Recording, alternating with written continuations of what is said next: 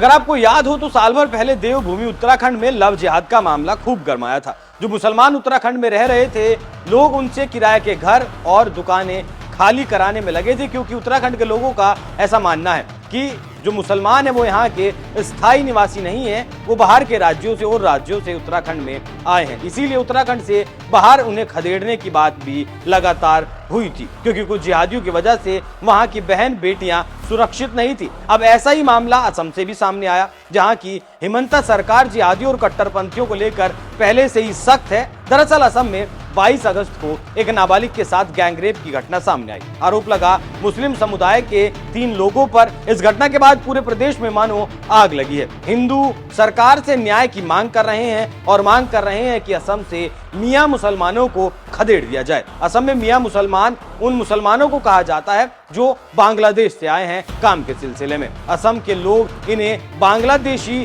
घुसपैठिए कहते हैं। मियां मुसलमानों को खदेड़ने की मांग पहले भी उठ चुकी है और हिमंता बिश्व शर्मा लगातार उन पर सख्ती बरत रहे हैं। एनआरसी भी असम में कराया गया, लेकिन कुछ भी सफल नहीं रहा। अब असम के हिंदू संगठनों ने सरकार को अल्टीमेटम दे दिया कि अगर एक हफ्ते में मियां मुसलमानों को असम से बाहर नहीं खदेड़ा गया तो इस काम को वो खुद अंजाम देंगे। ताई अहोम युवा परिषद नाम के एक संगठन ने कहा, पूरी घटना मियां मुसलमानों द्वारा की गई। मियां मुसलमान अब असम के लिए नासूर बन गए हैं। निचले असम में भी कई मियां मुसलमान हैं, वो बलात्कार, डकैती, मादक पदार्थों की तस्करी जैसे अपराधों में शामिल हैं।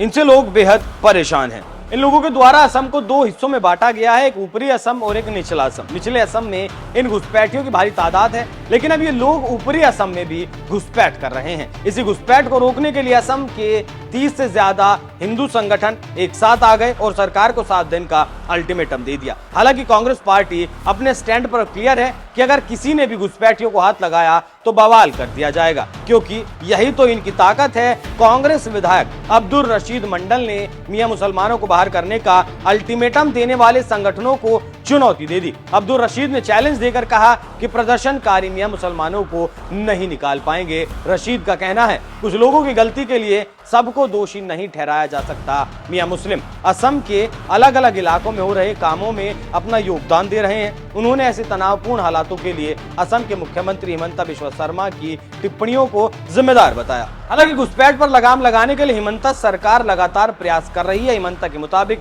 पिछले 1 महीने में 35 बांग्लादेशी मुसलमानों ने घुसपैठ करने की कोशिश की थी, जिन्हें पकड़कर वापस भेज दिया गया है। तो घुसपैठ को लेकर हिमंता सरकार पहले से ही कठोर कदम उठा रही है, लेकिन जो घुसपैठ हो चुकी है उसको लेकर असम का हिंदू बेहद चिंतित है। और यही चिंता अब ज्वाला बनकर भड़की है, क्योंकि इन जिहादियों का शिकार इनकी बहन बेटियां हो रही हैं। अब देखना होगा हिंदू संगठनों ने सरकार को जो अल्टीमेटम दिया मुसलमानों को खदेड़ने का, और कांग्रेस विधायक ने जो चुनौती दी कि मियां मुसलमान असम से बाहर नहीं जाएंगे, इन दोनों चेतावनियों का हल सरकार कैसे निकालती है।